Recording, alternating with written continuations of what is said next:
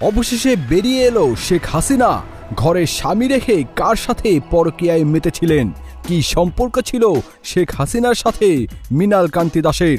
এছাড়াও শেখ হাসিনার শরীরের কোথায় কি আছে, এমনকি বিশেষ চিহ্ন সম্পর্কে কিভাবে জানল মৃণাল কান্তি দাস। সব প্রশ্নের উত্তর জানতে এবং শেখ হাসিনার যৌবনকালের সব জানতে হলে ভিডিওটি না টেনে একদমই শেষ পর্যন্ত দেখার অনুরোধ রইল। তাহলে চলুন ভিডিওটি শুরু করা যাক। শুরুতেই জেনে নেই শেখ হাসিনার সাথে তার স্বামী ডক্টর ওয়াজেদ মিয়ার অস্বাভাবিক সম্পর্ক এবং মৃণাল কান্তি দাসের অবৈধ আগমনের ঘটনা।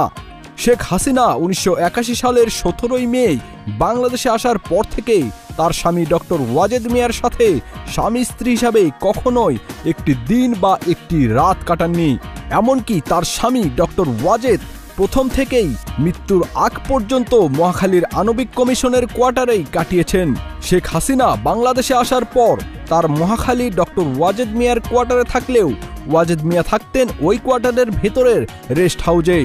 দুজনে দুজনার সাথে দিনে রাতে দেখা সাক্ষাৎ তো দূরের কথা, মুখোমুখিও হতেন না।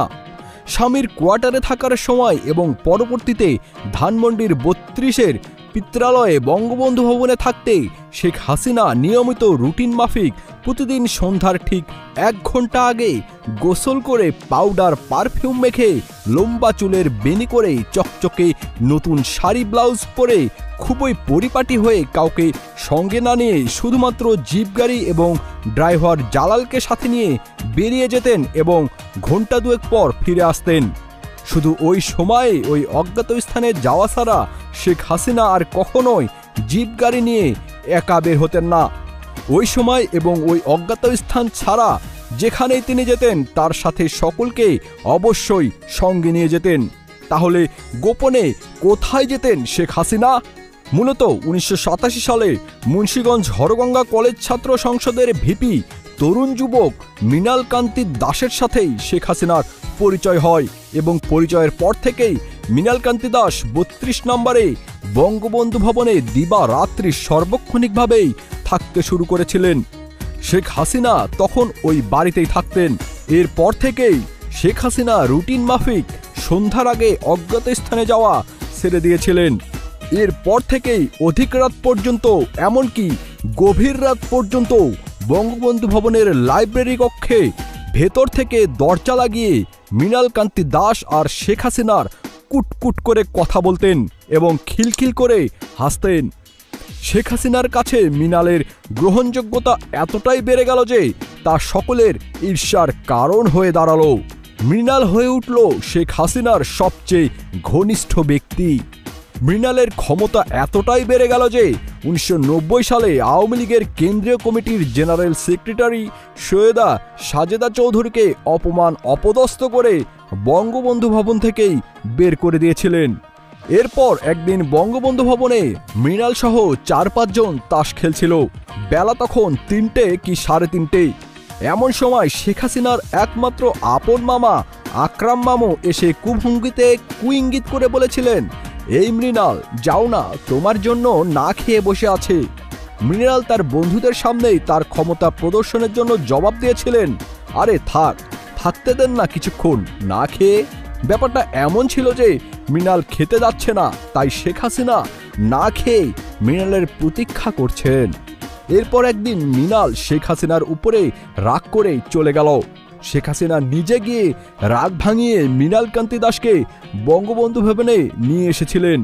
1991 সালে শেখ হাসিনা নির্বাচনে হারার পর মৃণাল বিভিন্ন অসন্তুষ্টিকর কারণে হাসিনাকে আবার ছেড়ে চলে যায়।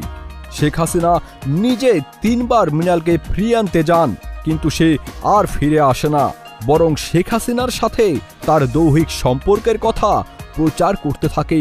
কথায় কথায় মৃণাল হাসতে হাসতে বলতে থাকে, শেখ হাসিনার শরীরে কোথায় কি আছে, কতটুকু আছে আমি মৃণালের জানতে বাকি নেই। মৃণালের এসব কথা লোকে বঙ্গবন্ধু কন্যা শেখ হাসিনার কানে পৌঁছাতে লাগলো। বছর কয়েক পরেই বাংলার নতুন শতাব্দী 1401 সালের 1 বৈশাখ প্রত্যুষে অন্য কেউ আসার আগেই মৃণাল কান্তি দাস 29 নম্বর মিন্টু রোডের দোতলায় বারান্দায় এসে বঙ্গবন্ধু কন্যা শেখ হাসিনার সাথে দেখা করলে শেখ হাসিনা দূরে ঘাস খেতে থাকা একটি ছাগলকে দেখিয়ে মৃণালকে বলেন, দেখ দেখ ওইটা হলো তুই। এর বছরখানেক পরে মৃণাল কান্তি দাস পুনরায় নিয়মিতভাবে শেখ হাসিনার সাথে যোগ দিলেও পূর্বের অবস্থানে আর যেতে পারেননি। শেখ হাসিনা 1996 সালের 17 ফেব্রুয়ারি সন্ধ্যাবেলা ধানমন্ডির বঙ্গবন্ধু ভবনের গেটের সামনে পিছন দিক থেকে মৃণাল কান্তি দাসের ভুঁড়ি জড়িয়ে ধরা ছাড়া আর তেমন কোনো পাত্তাই পাননি। বন্ধুরা, এই ছিল মৃণাল কান্তি ও শেখ হাসিনার রঙ্গলীলা। শেখ হাসিনার যৌবনের আরও প্রেম কাহিনী আসছে পরবর্তী ধারাবাহিক ভিডিওতে। তাই ভিডিওগুলো মিস না করতে চাইলে এখনই আমাদের পেজটি ফলো দিয়ে আমাদের সাথেই থাকুন। ধন্যবাদ সবাইকে। স্টুডিও 4D আপনাদের জন্য নিয়ে এসেছে শুটিং হাউস এবং শীতাতাপ নিয়ন্ত্রিত স্টুডিও সুবিধা, আছে অত্যাধুনিক মেকআপ রুম, এছাড়াও পাচ্ছেন বিভিন্ন ধরনের সিনের ক্যামেরা ও শুটিং লাইটের সুবিধা। বিস্তারিত জানতে এখনই কল করুন 01974860664। হাউসটি দেখতে চলে আসুন আমাদের ঠিকানায় সেক্ষেত্রে রোড নাম্বার 9, বাড়ি 24। Icon focus 24 TV, powered by 4D Fourth Dimension। আমাদের চ্যানেলটি সাবস্ক্রাইব করে আমাদের সাথে থাকুন।